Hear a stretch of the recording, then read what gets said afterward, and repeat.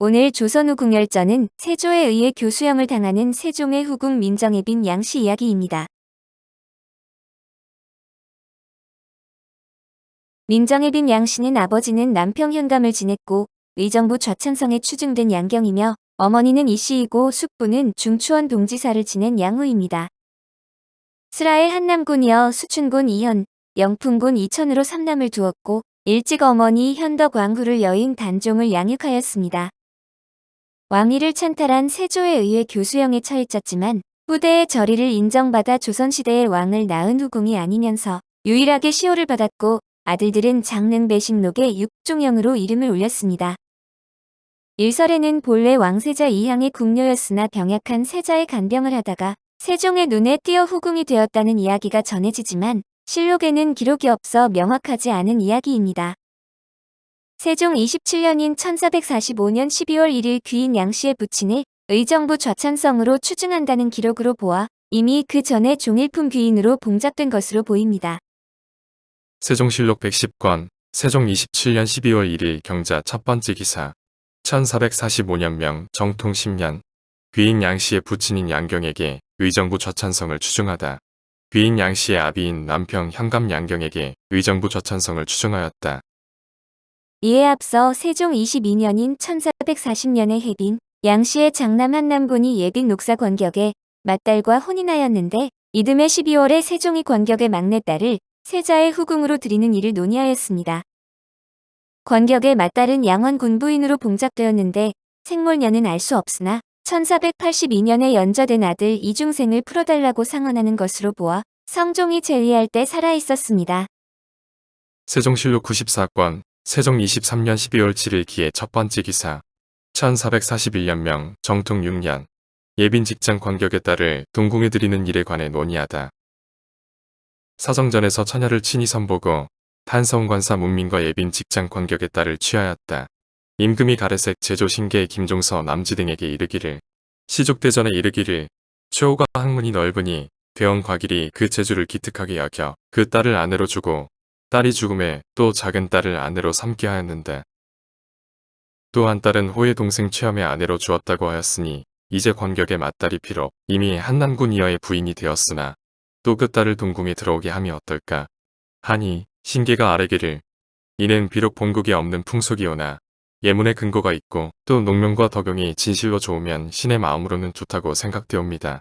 하고 김종서와 남지 등은 아뢰기를 최호와 과길은 성현의 무리가 아니오니 본받을 수 없으며 시족대전도 세상을 다스리는 큰 법전이 아니오니 어찌 좋기 본받으오리까 신 등은 옳지 못하다고 생각되옵니다. 하니 임금이 말하기를 본국에서는 남자가 여자의 집에 가기 때문에 아내의 친족을 혐의하나 예에는 방해가 없다. 구하였다. 결국 세종 24년인 1442년 6월에 권격의 막내딸이 승희가 되는데 왕실 혼인은 2중 3중으로 맺어지는 것이 이상하지 않았지만 이 경우는 세종의 정치적인 고려로 결정된 것으로 보입니다. 그리고 세자빈 권씨가 단종을 낳고 산유결로 죽는 일이 생겼는데 세종은 동궁의 유일한 적통소생인 평창군주와 원손 남매를 그녀에게 맡겼고 그녀는 이 일을 기뻐하며 자청하였습니다.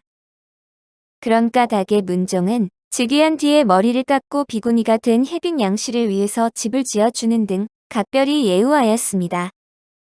본래 선왕의 후궁은 모두 자수궁에서 거처하는 것이 관례인데도 두어간 집을 짓게 하여 편히 있도록 한 것이라면서 공사하게 하고 이 집을 해빈궁이라고 불렀습니다. 문종실록 6권 문종 1년 3월 28일 정묘 두 번째 기사 1451년명 경태 2년 사원부에서 해빈에게 따로 한 집을 마련해 살게 하는 것은 부당하다고 아르다. 사원부에서 아뢰기를 이제 해빈이 사는 곳을 따로 세우니 바깥 사람이 모두 불당이라 합니다. 이미 궁북 쪽에 불당을 세웠는데 지금 또 세우는 것은 무엇 때문입니까? 비록 공인을 시키지 아니하고 중들이 시켜 짓는다고 하나 진관사의 역사를 아직 마치지 못하였는데 토목의 역사가 잇따르니 청컨대 멈추게 하소서. 하물며 선왕의 후궁은 한 집에서 함께 사는 것이 마땅한데 이제 따로 한 집을 마련해 살게 하면 그 친족이 드나들면서 와 보는 자가 어찌 없겠습니까? 궁금을 엄하게 할 수 없으니 대체 또한 어떠합니까? 하니 임금이 말하기를 선왕의 후궁을 자수궁에 같이 있게 함이 마땅하나 혜빈이 본래 병이 있는데 대고를 지난 뒤로부터 그 병이 더욱 중하여 여러 후궁과 같이 있는 것이 마음에 미안하기 때문에 영풍의 집 곁에 스스로 집을 하나 샀는데 내가 두어간 집을 짓게 하여 편히 있도록 한 것뿐이다. 혹 한간에 부처의 화상을 설치하는 것은 본디 중의 집에서 하는 일인데 어찌 금할 수 있겠느냐. 비록 자수궁에 있을지라도 일을 하지 않겠는가. 이 집을 불당으로 만든다고 함은 심히 무리한 말이다. 하였다. 일찍이 태종의 후궁 명빈 김씨의 거처를 명빈전이라고 하고 세조가 의빈 권씨의 거처를 영수궁으로 예우한 일이 있지만 이들은 간택 후궁으로 혜빈 양씨와는 격이 달랐습니다. 혜빈 양씨는 문종이 승하하면서 12세의 어린 단종을 보호하고자 궁궐로 돌아왔는데 이때부터 혜빈 양씨가 내명부를 다스리고 궁중의 살림살이를 도맡아서 궁중의 일을 주장하게 되었습니다. 비록 왕비가 아닌 후궁이었지만 소원 왕후와 현덕 왕후가 일찍 죽어 대왕 대비와 왕 대비가 없었으므로 혜빈 양씨가 실질적인 실세가 된 것입니다. 그러나 혜빈 양씨는 수양대군의 정권 장악에 거슬리는 존재라서 수양대군은 문종의 후궁인 귀인홍 씨의 지위를 정일품 빈으로 높이게 됩니다. 단종실록 2권 단종 즉위년 7월 9일 경자 첫 번째 기사 1452년 명 경태 3년 강민경이 세조를 아련하다. 강민경이 세조를 아련하니 세조가 말하기를 혜빈이 궁중을 마음대로 하고자 하는데 만약 홍 귀인의 저기를 높이지 않는다면 궁중의 일이 질서가 없을 것이다. 하니 강민경도 옳게 여겼다. 강맹경은 시몬의 사위이자 세종의 손아래 동서인 강석덕의 조카인데 훗날 세조를 도운 공로로 좌익공신이 됩니다. 무튼 귀인홍 씨가 숙빈이 되어서 혜빈 양씨를 대신하게 되었는데 혜빈 양씨는 이 일로 수양대군을 원망한 것으로 보입니다. 단종실록 2권 단종 즉위년 8월 7일 정묘 두 번째 기사 1452년 명 경태 3년 귀인 홍씨를 숙빈으로 삼다. 귀인 홍씨를 숙빈으로 삼았다. 처음에 문종이 승하하니 정부에서 세종의 궁인 양 혜빈이 일찍이 노산군을 보육하였기 때문에 그로 하여금 대내에 들어와 보호하게 하니 양씨가 잠옷 궁중의 일을 마음대로 하였다. 정부에서 듣고 홍씨로서 대신하게 하니 홍씨는 경기도 관찰사 홍심의 딸이었다. 문종이 동궁에 있을 때 들어와서 승위가 되었는데 총애를 받았다. 현덕빈이 모르게 되자 홍씨가 내정을 주장하였다. 문종이 즉위하여서는 귀인으로 봉하였는데 이때 내궁이라고 불렀으니 대개 중궁호를 피하기 위함이었다.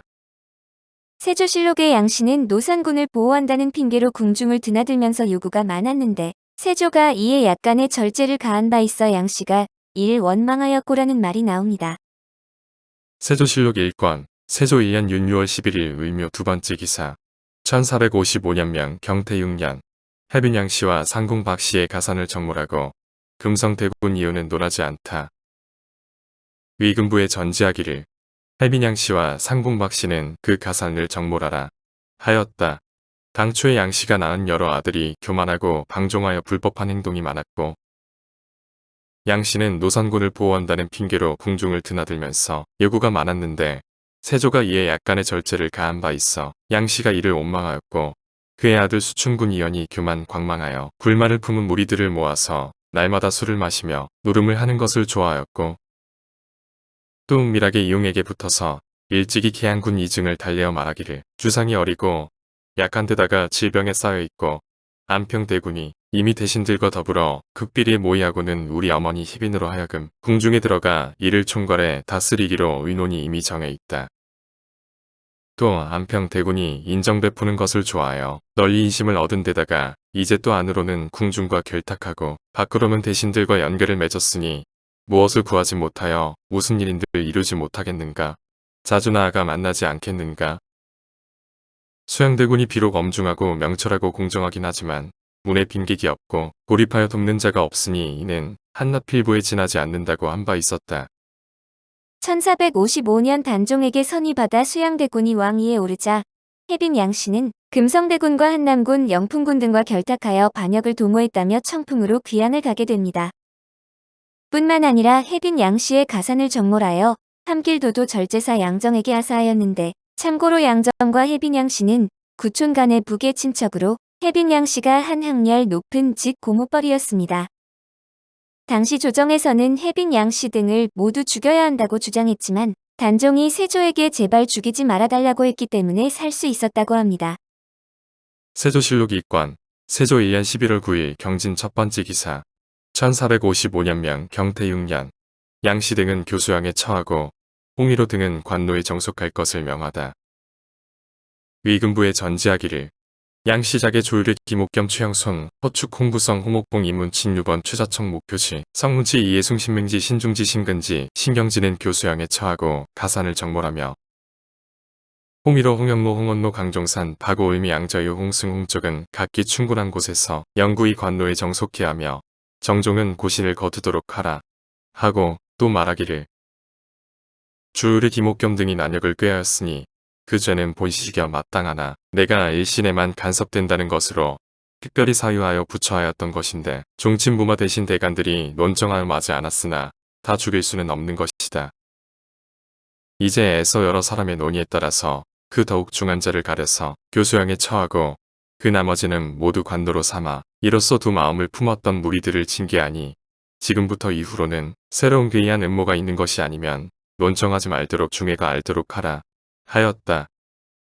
이처럼 계속되는 상소에 세조는 혜빈, 양씨를 교수형에 처하면서 비극적인 최후를 맞이하는데 혜빈, 양씨는 부왕의 후궁이므로 세조에게는 서모가 됩니다.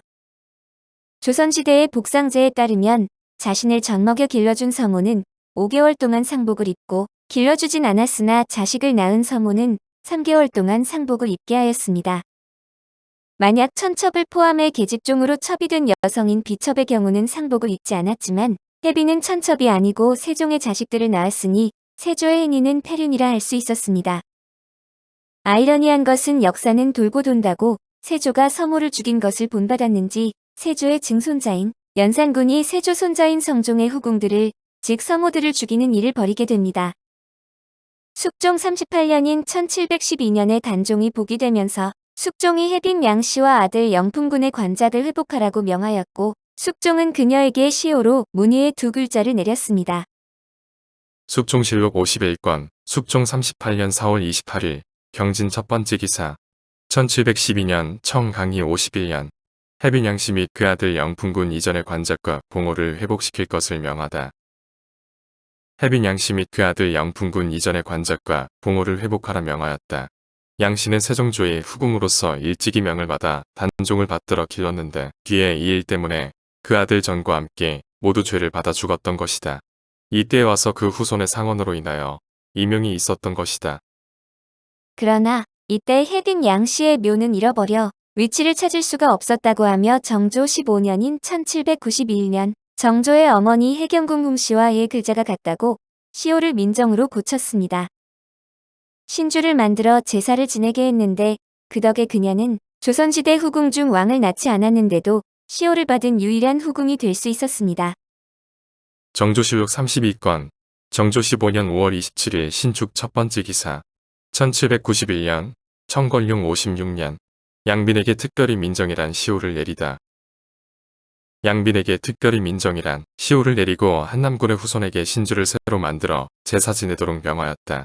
양빈은 단종을 어려서 보육한 공로가 있었고 끝내 안평대군, 금성대군과 함께 의리를 위해 목숨을 던진 미덕이 있었다.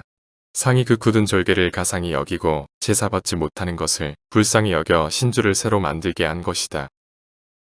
양빈의 옛 칭호는 혜빈이기 때문에 그 시호를 바꾸어 주고 전교하기를 중국 역사 기록에 그와 같은 사례가 많으니 비비는 물론이고 공주에게도 오히려 시호가 있다. 그러니 양빈에게 어찌 시호를 내려주는 일이 없을 수 있겠는가. 신주의 민정빈 양씨라고 쓰도록 해조로 하여금 주인 집에 분부하게 하라 하였다. 대동기문에 따르면 혜빈, 양씨가 세조에게 옥세는 나라의 중요한 보배다. 선왕께서 세자나 세손이 아니면 전할 수 없다고 하셨으니 비록 죽더라도 옥세는 내줄 수 없다고 말해 죽임을 당했다고 합니다. 혜빈, 양씨의 시신은 그녀의 종조부 병사공 양치가 남몰래 걷어다가 포천 기당리 세장산에 묻고 평토를 하여 극비에 붙였다고 전해집니다.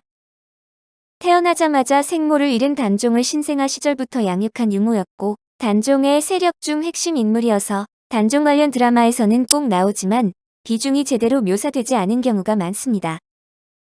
1984년 MBC 드라마 조선 왕조 500년 설중매에서는 박소연이, 1990년 KBS 드라마 파천모에서는 반유정이, 1994년 KBS 드라마 한영애에서는 박준금이 연기를 했습니다. 1998년 KBS 드라마 왕과 비에서는 김혜리가 연기했는데 세조를 미워하는 사극인 만큼 부정적인 인물로 묘사되었습니다. 혜빈의 생년이 전해지지 않아 정확한 나이는 모르지만 아들 영풍군이 1434년생이고 영풍군의 장인 박팽년이 세조와 동갑내기라서 수양대군과 비슷한 연령대로 추측됩니다.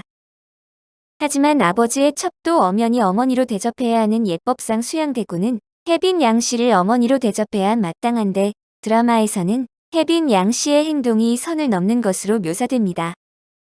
2011년 JTBC 드라마 인수대비에서는 최진아가 연기했는데 왕과 비에서 역사대로 비극적인 최후를 맞은 것과 달리 세조에 의해 정업원으로 내쳐졌다고 처리됩니다. 오늘 조선 후 궁열전은 세조에 의해 교수형을 당하는 세종의 후궁 민정혜빈 양씨 이야기였습니다.